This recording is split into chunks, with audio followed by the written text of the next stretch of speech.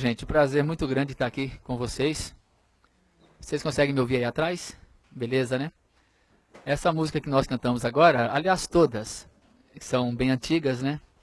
Mas essa especialmente me lembrou da minha adolescência, porque quando eu tinha ali meus 11, 12, 13 anos, era a minha música preferida. Naquela época eu fazia um contracanto. Hoje eu não tive coragem. Mas era uma época muito boa, era uma época muito linda. Com 12 anos eu preguei o primeiro sermão na igreja. Com 12 anos eu pregava na rua, para tudo quanto é lado. Eu não podia ver mendigo na rua e eu sentava com ele para falar de Cristo. Um menino na rua, ou qualquer pessoa que passasse na rua. Na escola, eu pedi à diretora que cedesse uma sala. E nessa sala, coloquei uma TV e aluguei um aparelho de videocassete da Comev, Comunicações Evangélicas. Porque naquela época nós não tínhamos esses aparelhos em casa.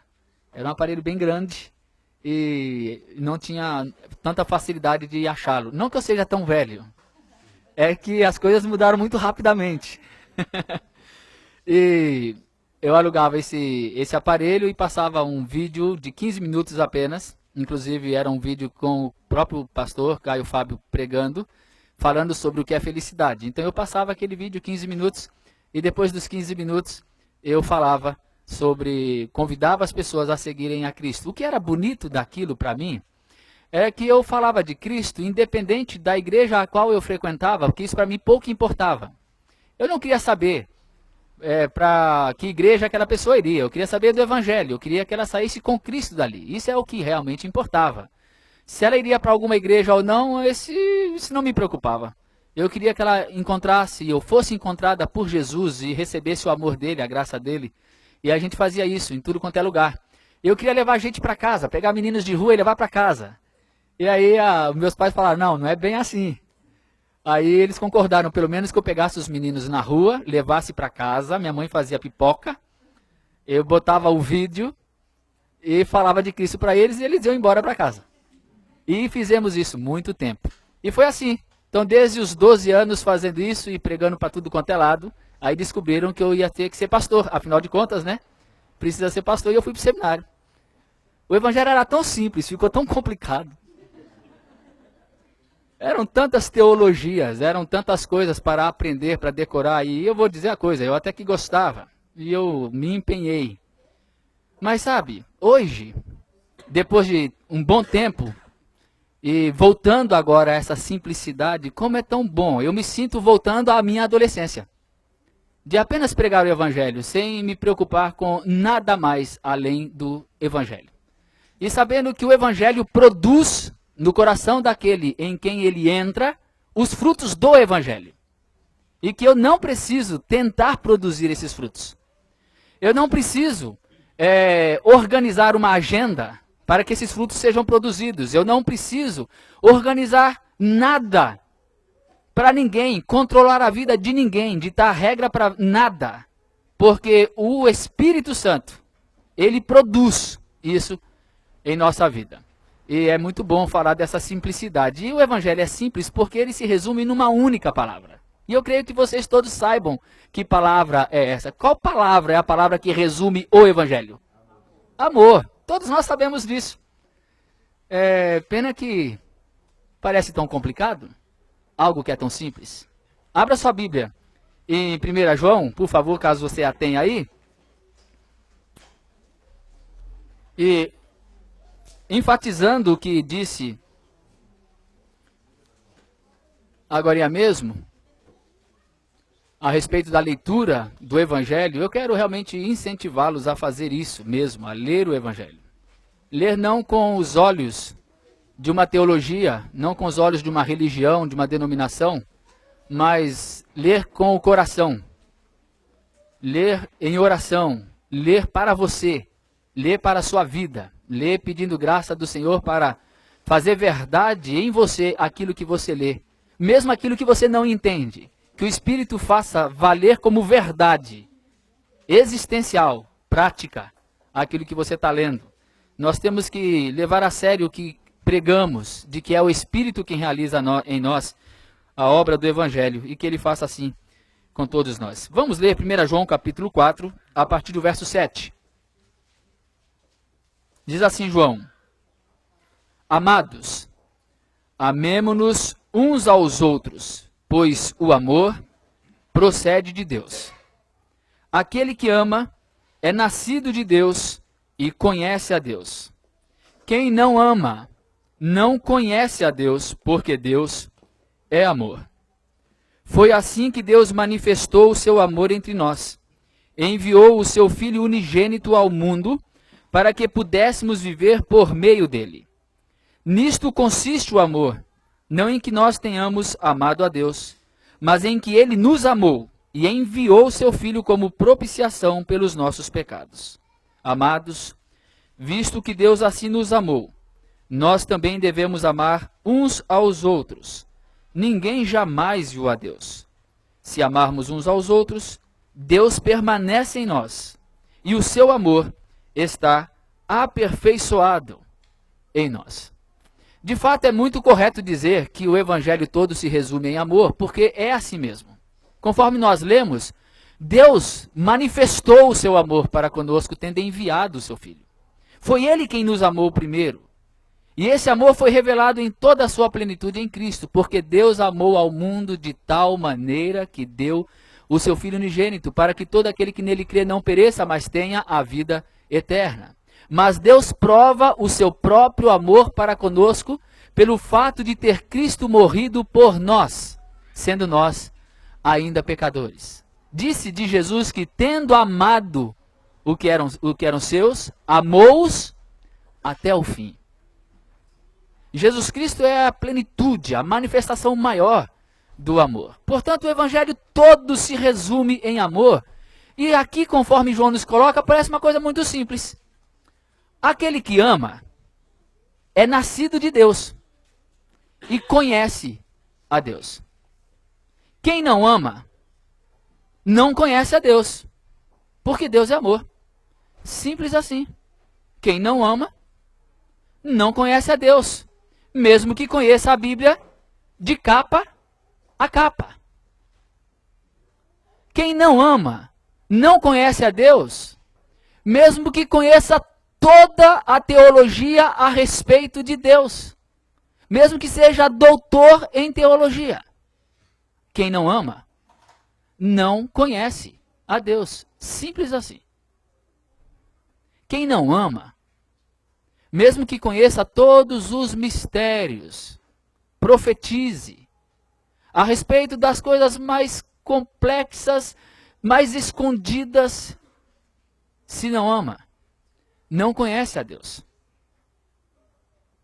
Aquele que não ama, não conhece a Deus, não mantém comunhão com Deus, mesmo que fale línguas, mesmo que entre em êxtase, mesmo que apresente manifestações que aos nossos olhos demonstrariam a nós uma pessoa com uma enorme comunhão com Deus.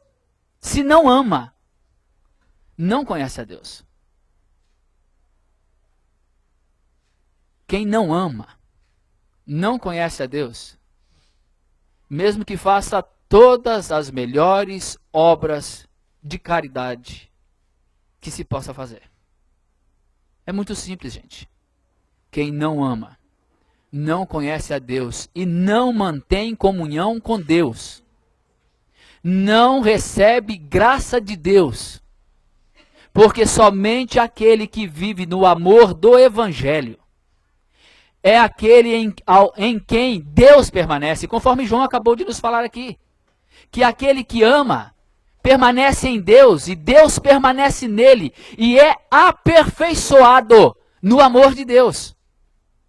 Portanto, sem amor não existe comunhão com Deus. Mesmo que você venha aqui todos os domingos. Mesmo que você ore todos os dias. Mesmo que você jejue. Mesmo que você faça vigílias de oração. Não há comunhão se não há amor. Da mesma forma simples, aquele que ama é nascido de Deus, mesmo que não o chame de pai. Aquele que ama conhece a Deus, mesmo que seja analfabeto. Aquele que ama, conhece a Deus, mesmo que não saiba dar a menor explicação a respeito de Deus. Aquele que ama, conhece a Deus. Porque o amor procede de Deus. Não há amor que não venha de Deus. E o amor é o único que vai permanecer. Tudo mais passará, mas o amor jamais acabará. Parece tão simples, e é assim, tão simples, que nós não conseguimos acreditar que seja tão simples. Não é possível que seja assim tão simples que aquele que ama é nascido de Deus. Que aquele que ama conhece a Deus sem que haja necessidade de nada mais para que testifique este conhecimento e esse nascimento que não seja apenas o amor. E como nós achamos que essa simplicidade é demais para nós, nós complicamos tudo. E precisamos então estabelecer novos critérios que não foram estabelecidos pelo próprio Cristo, pelo próprio Evangelho. E é estranho o fato de que Jesus disse que nós deveríamos ser conhecidos como discípulos dele pelo amor. Nisto conhecerão que vocês são os meus discípulos, se vocês tiverem amor. Como é que Jesus será conhecido no mundo? É pelo amor. Pelo amor manifestado por aqueles que amam. E que por isso, por amarem, são nascidos de Deus. E que poderão andar pelo mundo manifestando a graça do Evangelho sem usarem a palavra Deus ou a palavra Jesus. Porque as igrejas, as religiões estão repletas do nome de Jesus e do nome de Deus, mas falta a elas aquilo que deveria identificá-las como de Cristo, o amor. É simples. Observe o mundo e você vai conseguir identificar diversos grupos religiosos por algumas características peculiares a eles. Assim você pode definir um grupo A, B e C por causa da teologia que pregam, por causa de algum costume que têm, por causa de alguma regra que seguem, por causa de alguma doutrina específica que deu até o nome àquele grupo. As pessoas são identificadas como igreja, não por aquilo que elas deveriam ser identificadas, mas por aquilo que não deveriam ser identificadas, que são, na verdade, a prova da falta de amor, da exclusão, a união daqueles que se excluem dos demais, a união dos iguais, que não podem conviver com pensamentos diferentes. E eu não quero ficar falando daquilo que identifica os demais grupos que tem por aí, mas eu gostaria de falar de nós aqui, porque eu temo que nós tenhamos apenas trocado de lugar, caso você tenha vindo de algum outro lugar. Como é que você deveria ser conhecido? Ou como é que você é conhecido? Ou melhor ainda, como é que Cristo é conhecido em você e em mim? O que é que nos identifica? Somos identificados como seguidores daquela nova seita? Seguidores daquela igreja light? Pior, você é identificado por ser seguidor de um homem chamado Caio Fábio do Araújo Filho? Que vem aqui todos os domingos gostosamente sentar-se para ouvi-lo e voltar para casa e continuar a mesma coisa. E volta no domingo que vem e fica extasiado com a mensagem que ouviu. E volta para casa e a vida continua nessa mesmice tola de vir, ouvir e ir e voltar para ouvir e ir e nada mais do que isso. Você e eu não deveríamos ser apenas conhecidos na comunidade onde vivemos, onde trabalhamos, na família com quem convivemos, por sermos pessoas amorosas. Não era isso que deveria nos identificar? E eu não estou me referindo a práticas, a ações de amor que são organizadas pelo grupo. para que então se dissesse que esse grupo ama. Não é nada disso. Não estou falando de uma organização que estabelece ações de amor para que então a comunidade, a região, o bairro saiba que ali existe uma igreja de amor. Não é isso. Estou falando daquela ação de bondade, de misericórdia, de compaixão diária, que acontece todo dia, que a gente vê dentro de casa, que os nossos filhos nos identificam, não por pais perfeitos que acertam em tudo, mas por pais que os amam de verdade e que manifestam isso. Que maridos e mulheres demonstrassem, nós aqui, maridos e esposas, demonstrássemos amor verdadeiro um pelo outro. Não da perfeição que jamais erra em nada, mas daquele amor verdadeiro, genuíno, que se apresenta em atos verdadeiros de amor. Não era assim que os nossos vizinhos deveriam nos conhecer, que os nossos amigos de trabalho deveriam nos conhecer, porque aquele que ama, este é nascido de Deus. Não importa se ele vem aqui ou não. Não importa se ele está a cada domingo aqui ou não, ou se ele está ali, acolá, ou se ele não está em lugar nenhum, está lá na floresta, não interessa. Aquele que ama, simples assim, é nascido de Deus. E conhece a Deus. Mesmo que todo mundo diga que isso não seja assim. Agora observe bem o que acontece. Nós mudamos tudo. E passamos a identificar comunhão com Deus, intimidade com Deus, com base em outras coisas. Por exemplo, na cabeça de muitas pessoas, na atitude de muitas pessoas e de muitos grupos, comunhão com Deus tem a ver com a correção moral.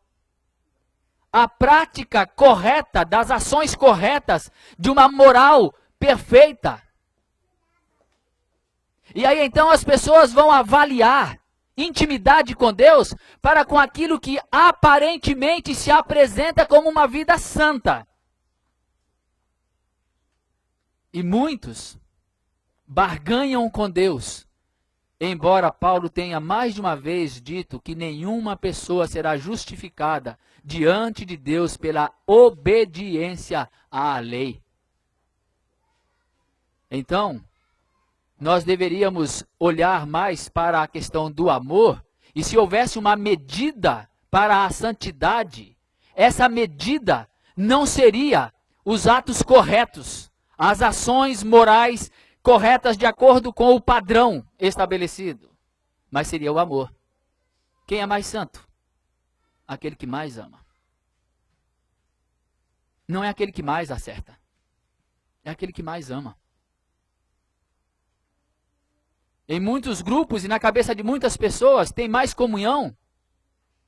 É aquele que mais sabe a respeito de Deus, que mais debruça na Bíblia, decora a Bíblia, sabe de tudo de cor e salteado, estudou todos os catecismos, se empenha em saber e poder ensinar, pregar. Isso é sinônimo de comunhão, de intimidade.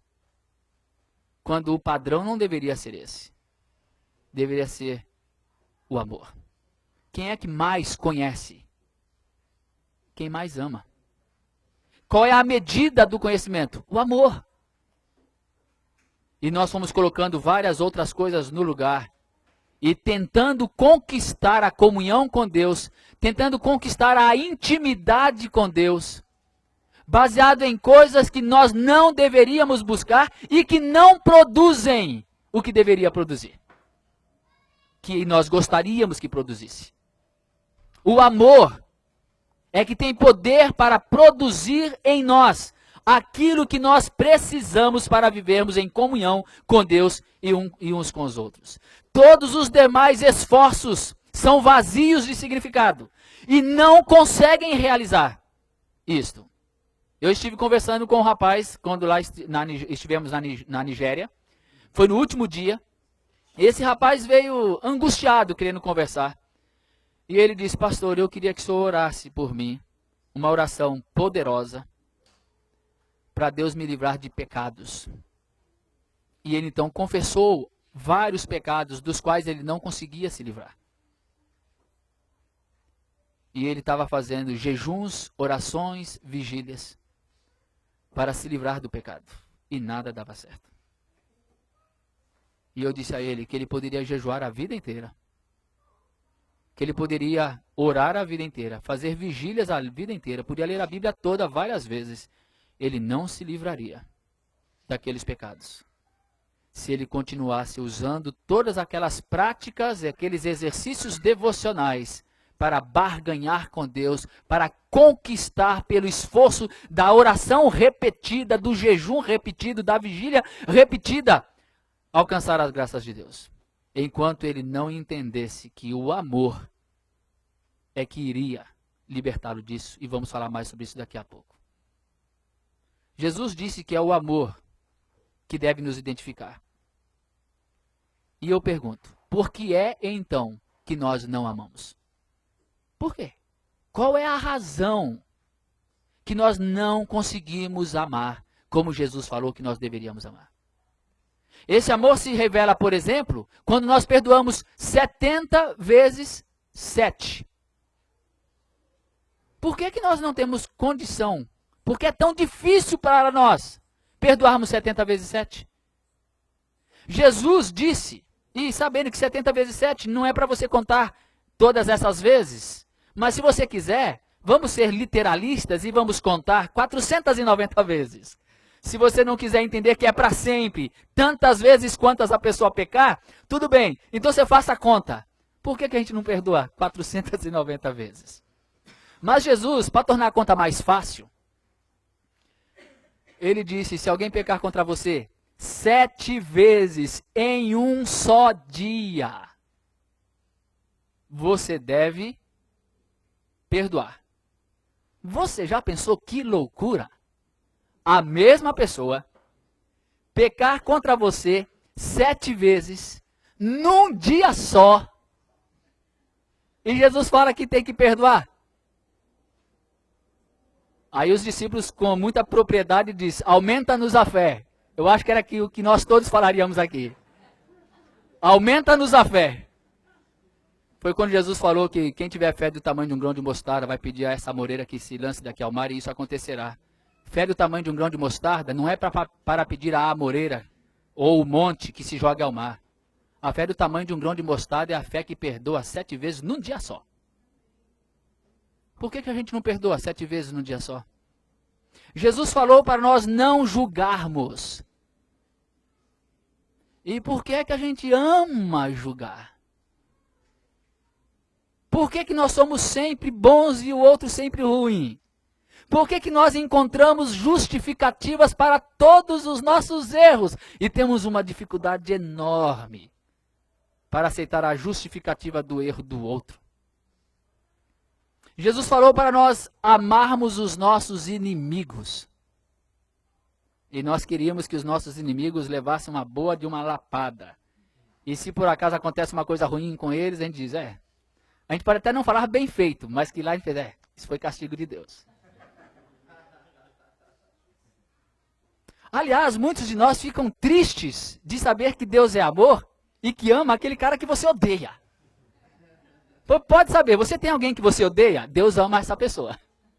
Ama tanto quanto ama você. Sem preferências. Jesus Cristo falou que se alguém batesse em nossa face, era para nós fazermos o quê?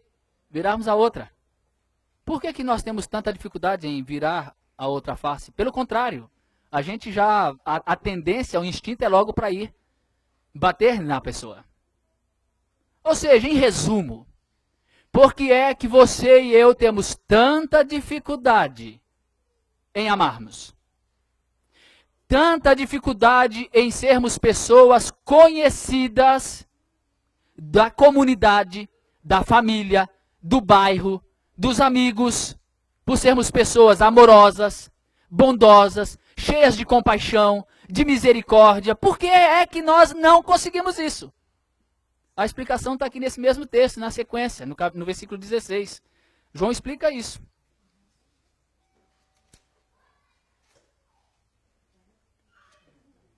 João 4,16. Assim conhecemos o amor que Deus tem por nós e confiamos neste amor.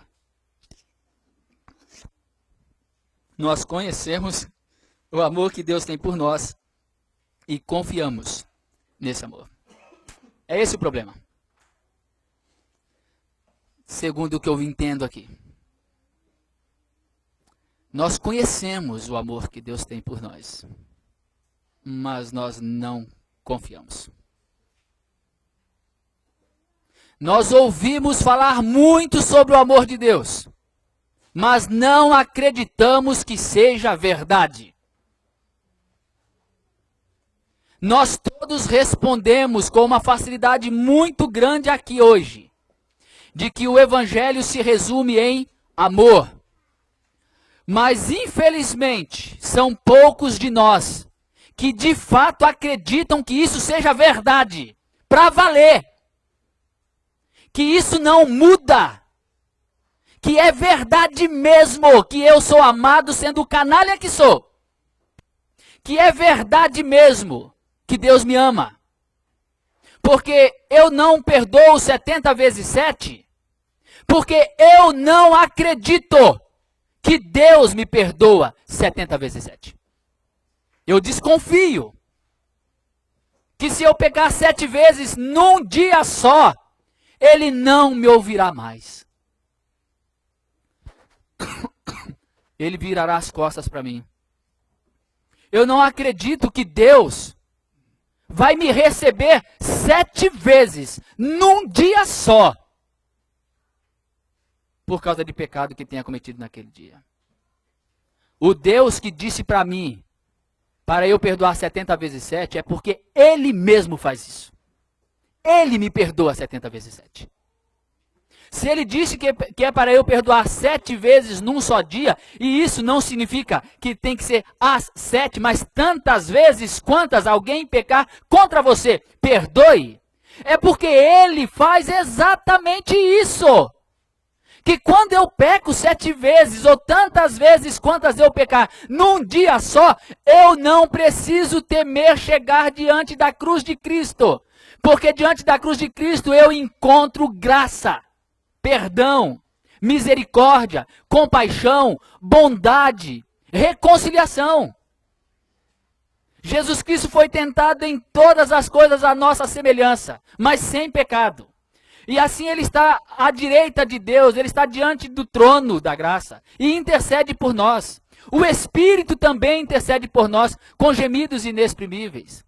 E então Ele é o nosso sumo sacerdote Jesus, para que nós pudéssemos nos aproximar em fé. Pudéssemos nos aproximar com o nosso coração verdadeiro, sincero, sem máscara, do jeito que é. E podemos fazer isso para encontrar graça, compaixão, em ocasião oportuna, em ocasião de necessidade. Mas nós acreditamos de verdade nisso? Que eu posso ir sem medo até Ele? Eu me lembro que uma vez eu falei numa mensagem, ainda antes de ter deixado a denominação onde eu estava, em que eu falei que até os nossos pecados são cometidos na presença de Cristo. E isso foi um problema, porque alguns dos líderes falaram, que heresia é essa? Que agora a gente peca na presença de Cristo. Eu falei, mas meu irmão, você acha o quê? Que cada vez que eu peco, Jesus Cristo sai correndo? Cada vez que eu peco, Ele vira as costas, e aí, quando então eu me acerto, aí Ele vira de novo? Não, não, é na presença de Cristo mesmo que eu peco.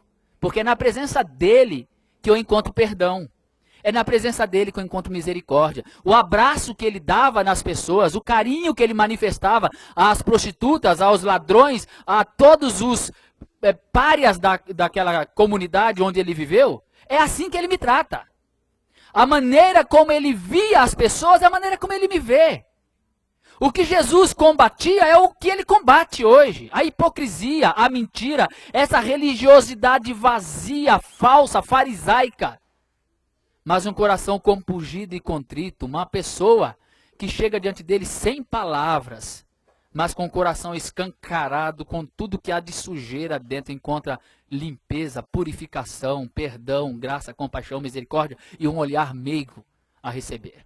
Por isso que Ele nos diz para irmos a Ele, porque o jugo dele é suave, o fardo é leve, e nós encontraremos descanso para as nossas almas. É isso.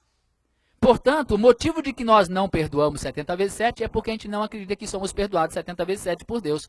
O motivo pelo qual nós não perdoamos 7 vezes é porque nós achamos que não somos perdoados. O motivo pelo qual temos dificuldades em amar os nossos inimigos é porque quando nós agimos como inimigos, a gente não acredita que Deus vai nos amar, embora tenhamos agido como inimigos.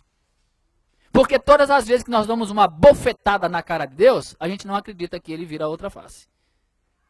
Não é que ele vira, ele já virou na cruz. A gente não acredita nisso. Se nós acreditássemos nisso de verdade, a nossa vida seria totalmente diferente. Não haveria medos. Porque Deus é amor. Todo aquele que permanece no amor, permanece em Deus e Deus nele. Dessa forma, o amor está aperfeiçoado entre nós, para que no dia do juízo tenhamos confiança, porque neste mundo somos como ele. No dia do juízo, tenhamos confiança. Quando nós amamos e cremos no amor que Deus tem por nós, no dia do juízo, podemos chegar com confiança. Não porque somos bons, não porque fomos corretos, não porque acertamos tudo, mas porque ele é amor. Porque ele me ama. Eu sou amado por ele e nada vai mudar isso. Então, no dia do juízo, eu não preciso temer nada. Porque eu serei, como sempre, amado. O verdadeiro amor lança fora o medo, porque no amor não há medo. Ao contrário, o perfeito amor expulsa o medo, porque o medo supõe castigo. Aquele que tem medo não está aperfeiçoado no amor. Então eu te pergunto, o que é que você e eu precisamos para dar significado à nossa vida? O que é que hoje você e eu procuramos como sendo aquilo que deva dar significado à nossa vida, para que a gente se sinta bem, para que a gente se sinta melhor, para que a gente se sinta valorizado? O que é que você precisa? Se for algo que não seja o amor, é porque você e eu ainda não recebemos e não cremos no amor que Deus tem por nós. Porque aquele que recebeu o amor de Deus no coração, aquele que olhou para este amor manifestado em Cristo na cruz do Calvário e creu de fato neste amor, não há nada nesta vida que possa dar significado maior. O que é que Deus nos deve? Ele deve o que para você? Diploma? Para que você então seja uma pessoa reconhecida, aceita, para que tenha significado? Você precisa o quê? Um alto salário, um emprego excepcional, para que você então seja valorizado, reconhecido? Você precisa de quê? Você precisa de uma casa? Você precisa de uma mansão? Você precisa de carro importado do ano? Você precisa de fazer algum trabalho humanitário, ou quem sabe um trabalho missionário, para que então você se veja valorizado diante de Deus? Fazendo alguma coisa que então possa conquistar o favor de Deus? O que é que você precisa? O que é que eu preciso? Se eu preciso de alguma coisa para dar valor à minha vida, se eu preciso de alguma coisa para acrescentar algo à minha vida como significado, então eu ainda não recebi, não vivi, não acreditei, não recebi no coração o amor de Deus. Porque quando o amor de Deus entra no coração, expulsa-se o medo, expulsa-se a necessidade de realizações humanas terrenas, expulsa-se a necessidade de reconhecimento, expulsa-se todo e qualquer medo e dorme-se em paz. É quando se realiza aquilo que diz nos Salmos: poderão cair 1000 de um lado, 10.000 do outro, e eu não serei abalado. Sabe por quê? Porque sou amado. O amor de Deus nos aperfeiçoa. O amor de Deus é derramado em nosso coração. A gente permanece em Deus e Deus permanece em nós. Então eu pergunto a você: qual é a coisa desta terra que pode ser maior do que Deus permanecer em nós e nós permanecermos em Deus? Nada. Portanto, tudo mais que você possa identificar como sendo algo que você busca para dar significado à sua vida, porque sem aquilo que você está buscando, ela não tenha o tal significado, é porque o amor não foi recebido ainda. Assim também a morte. Aquele que ama, não teme a morte. Aquele que recebeu o amor de Deus, não teme a morte. Pelo contrário, ele espera a morte. Não com desejo suicida, mas espera a morte como o privilégio de ser envolvido pela plenitude do amor, pela plenitude da vida. Isso é comunhão. Isso é intimidade com Deus. Nada mais. Tudo o mais deve ser resultado disto. E não o contrário. Não vamos fazer diversos exercícios espirituais a fim de conquistar essa comunhão. Mas nós praticamos esses exercícios espirituais de jejuns, orações e tudo mais por causa do amor que temos com Ele. E do amor que Ele tem para conosco, no qual nós cremos. Então, oração, jejum é comunhão. É o prazer de estar com aquele a quem amamos e por quem somos amados. E cujo amor é derramado em nosso coração. O mesmo se refere ao pecado. Você tem lutado contra o pecado? Lutado com todas as suas forças? Ah, meu irmão, você e eu não temos forças para lutar contra o pecado. Não há força em você e não há força em mim para vencer o pecado. Foi o que eu disse para aquele rapaz na Nigéria. Se você crer que Deus te ama, como você é, do jeito que você está, aí então, o amor de Deus é derramado em seu coração. E o amor de Deus, e Deus permanecendo em você, e você permanecendo em Deus, expulsa o pecado que escraviza a gente. Não que não venhamos mais a pecar, porque carregamos conosco a natureza pecaminosa. Mas não seremos escravos do pecado. E o que é que fez isso? Foi por acaso o esforço próprio?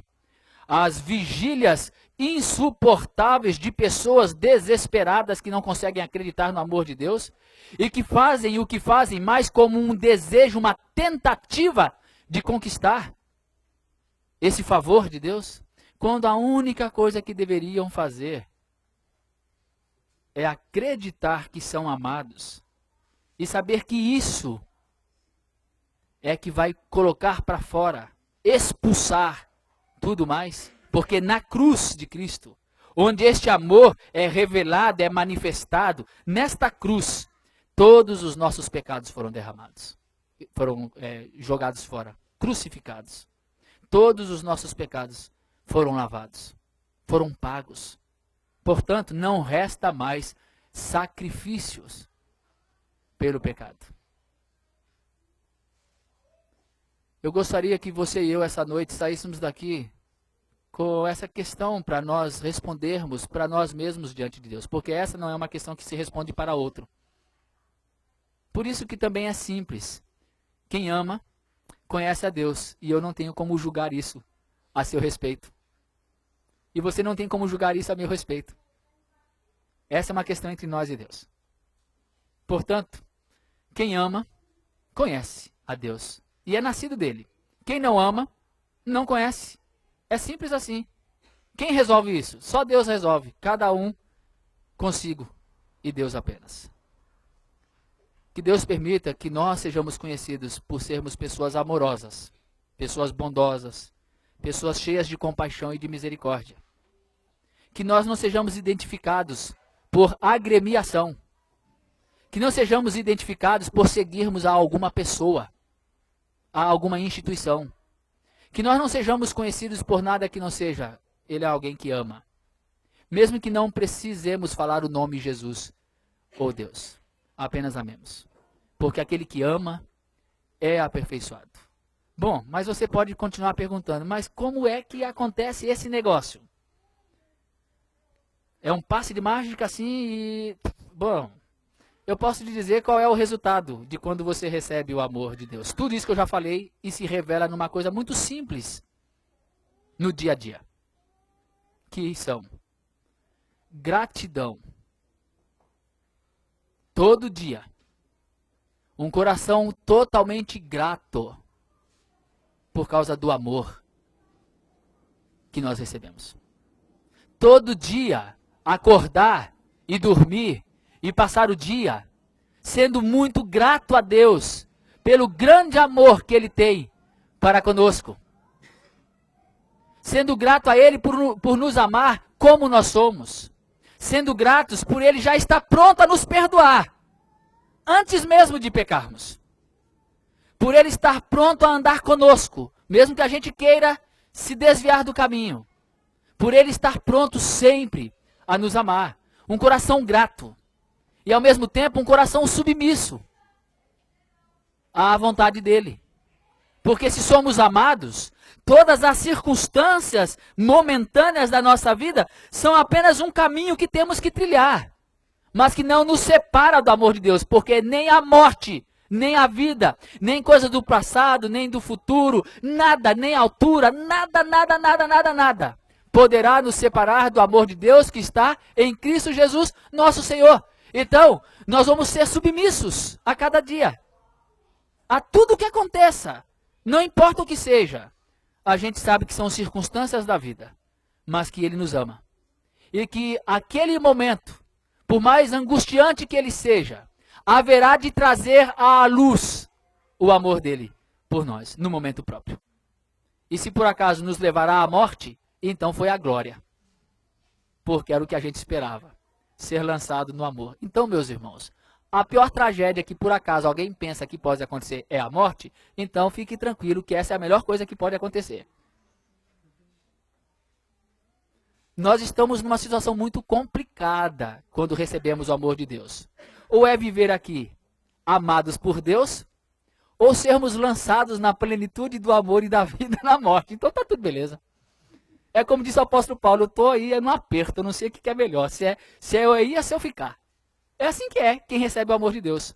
E não precisa de mais nada, porque a vida vale a pena com o amor de Deus. E o resto é só coisa que é acrescentada. Você recebe benefícios, bênçãos, diplomas, carros, casas, empregos, promoções, namorado, namorada, filhos. Tudo isso é maravilhoso quando recebemos. Mas isso é muito melhor quando a gente sabe que tudo aquilo não acrescenta nada ao significado da vida. Apenas nos ajuda a ir e vir, nos ajuda a viver mais confortavelmente, nos ajuda em diversas questões. Mas é só isso. E se nós perdermos tudo, não tem problema. Porque o amor jamais acaba.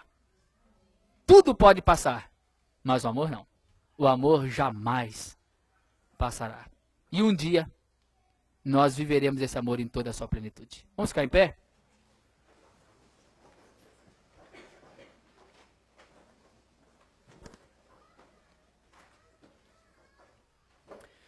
Senhor Deus, nós somos muito gratos ao Senhor pelo teu amor para conosco. Obrigado porque o Senhor realmente nos ama. Obrigado porque o Senhor nos perdoa 70 vezes 7, infinitamente. O Senhor nos perdoa 7 vezes num dia só. Obrigado pelo teu cuidado, pela tua bondade, pela tua compaixão para conosco. Obrigado por Jesus que já pagou pela nossa redenção, já apagou os nossos pecados, todos eles, os do passado, os de hoje, os de amanhã, todos eles. Obrigado por isso, porque podemos viver sem medo. Obrigado porque podemos viver pacificados.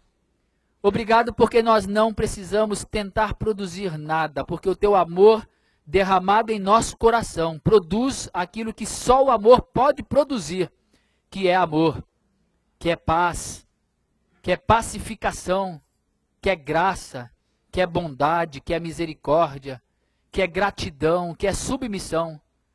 Obrigado por isso, Senhor. Ajude a cada um de nós aqui essa noite. para que nós sejamos pessoas que creiam no teu amor. Creiam com toda a força do nosso ser. Creiam e jamais nos desviemos dessa fé, dessa crença, dessa verdade de que somos amados. Que as circunstâncias da nossa vida não nos deixem perder a verdade de que o Senhor está conosco, mesmo quando parece que tudo está tão complexo, tão difícil, e que até parece que estamos abandonados. Ajuda-nos a entendermos e crermos e vermos, abra os nossos olhos da fé, para enxergarmos que maior é aquele que está em nós do que aquele que está no mundo.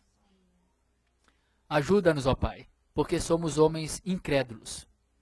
Por isso, como aquele homem, nós clamamos, ajuda-nos na nossa falta de fé e derrama o teu amor em nosso coração, pelo teu Espírito, para que então nós possamos amar ao outro, amar ao próximo, e que o teu amor seja manifestado à nossa volta através da nossa vida.